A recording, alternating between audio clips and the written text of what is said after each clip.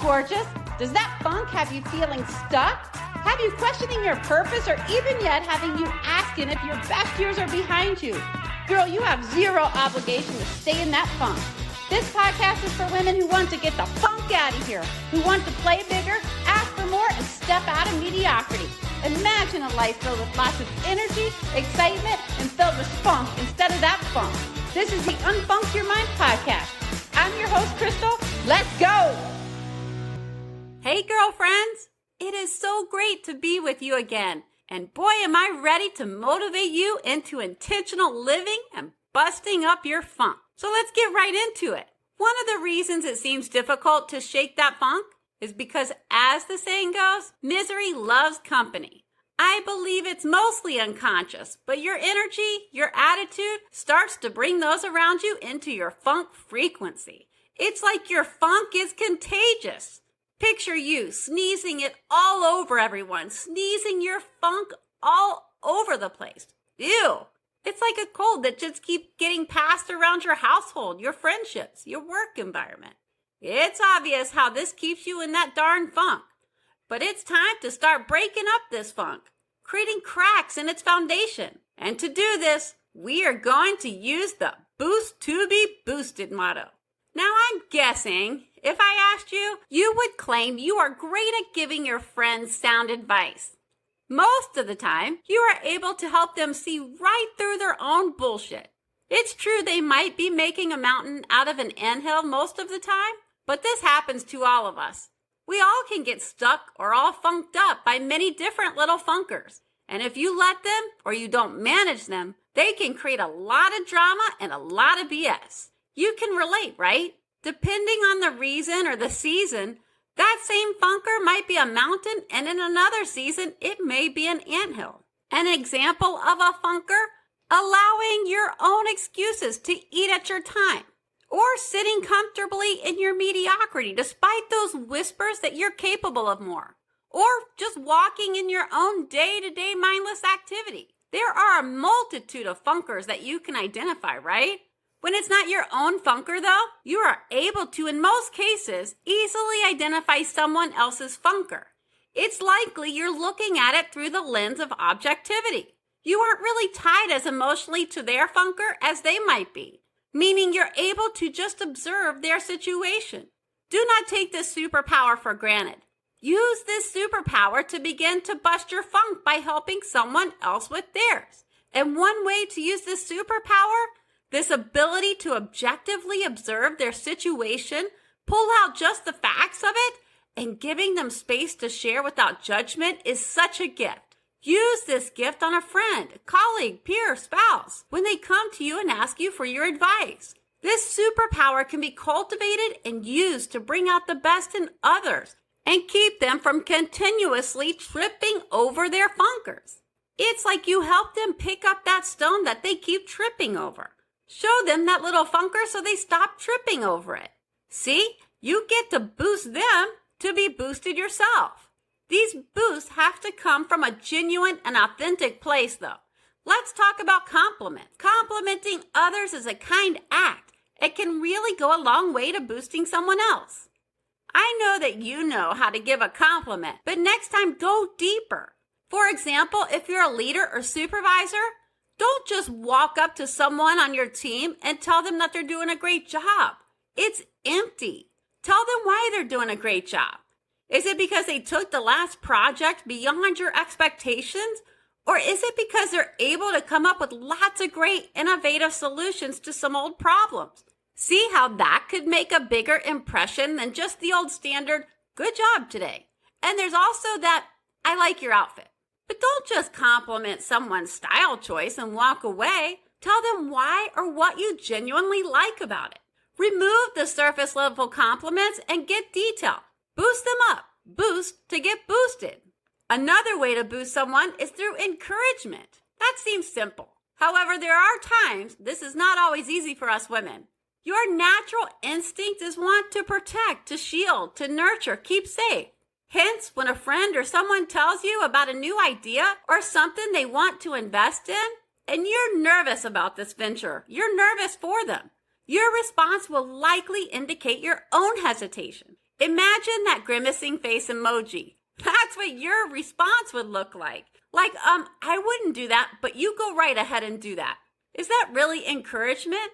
Or sometimes there's also the response where you start asking a ton of questions, but these questions are usually what is referred to as leading the friend, or in lawyer speak, leading the witness.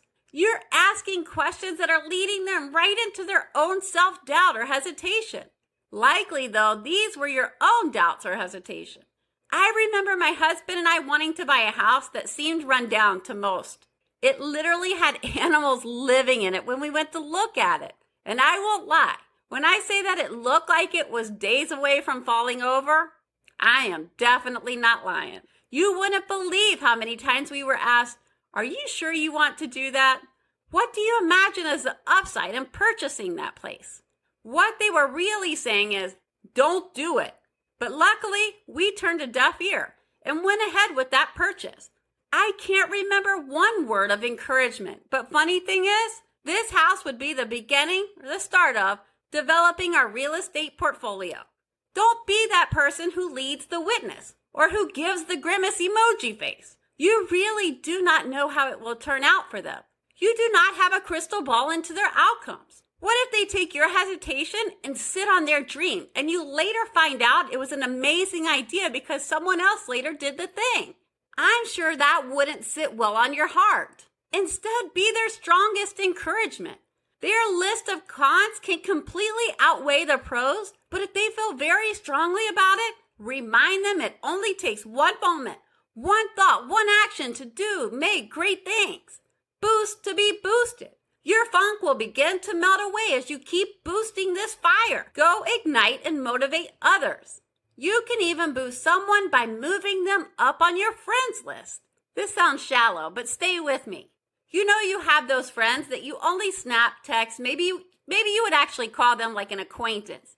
Regardless, what if you invite one of them on a hike, a bike ride, or just to go have a cup of coffee?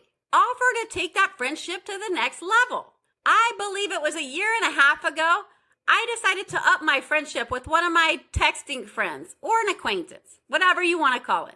We had kids that played the same sport, and I really enjoyed chatting with her when I saw her at the competitions. It's also true that our work schedules were so opposite, so we always just seemed to be exchanging texts. She would answer when she could, and I was actually content with this relationship too. This went on for a while though. However, there would become a point where I decided it was time to level up. Finally, I texted her and said to clear room in her work schedule because we needed to do a girls' weekend. We went away for 3 days and our friendship went next level. It has blossomed into a great friendship. She is an amazing friend and I am so glad that we moved each other up on the friends list. Our friendship now is unbreakable and actually we are planning our next trip now. Talk about boosting. Developing authentic relationships is one of the best ways to boost someone else, and you get the added benefit too of being boosted. Win-win. Yeah, girl. It's popular saying sticks and stones make break by bones, but words will never hurt me. You remember that? Now you may be the one that could give 2 poops about what someone says about you.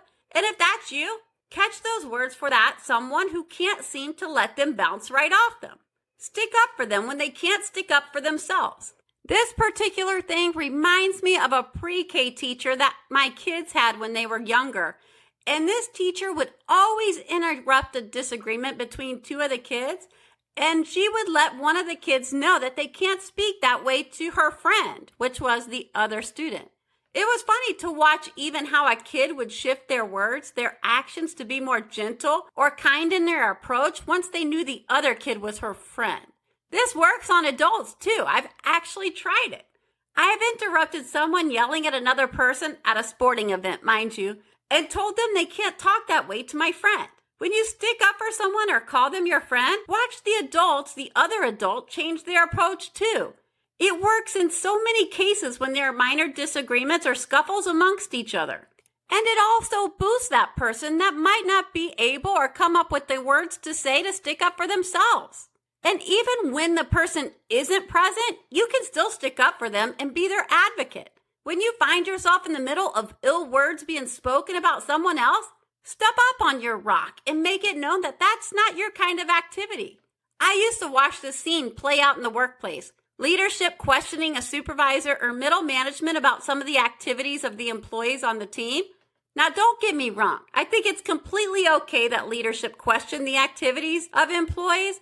But what I don't love is when their direct supervisor or their team lead doesn't answer that question and be their advocate when they aren't there to advocate for themselves. This used to happen a lot with walkers on my team. Like, they would literally just take a walk around the building to get some air. Leadership would ask how long some of the employees were going on a walk. Now, this was a question really about productivity, but those employees were not there to advocate for themselves. So my response would be, not any longer than the smokers taking their smoke break. When you advocate for somebody or when they're not there, people stop talking about them or stop bringing them up when they realize you always got their back. Now you are getting boosted by doing the boosting. Let's keep going, because the more you boost others, the more you get boosted. And that little funker or big funker starts to develop some cracks where light starts to get in. Lastly, the best way to boost someone is to give them your time and attention. And I believe this is an appropriate time to insert and remind you that common sense is not always common practice. This may sound obvious, but think of all the busy in your world. It's easy to try and keep up with it. While you are doing this, you are also trying to do that. This, that, this, that, this, that. And just like that, the this and that, it never ends. It can take over without you even realizing that you are thising and thating and not giving anything or anyone your time and full attention. So many forget this. Not only can giving someone your full attention and your time teach you something new, add to your growth and learning bank, but it can also open your eyes and reveal another person's potential.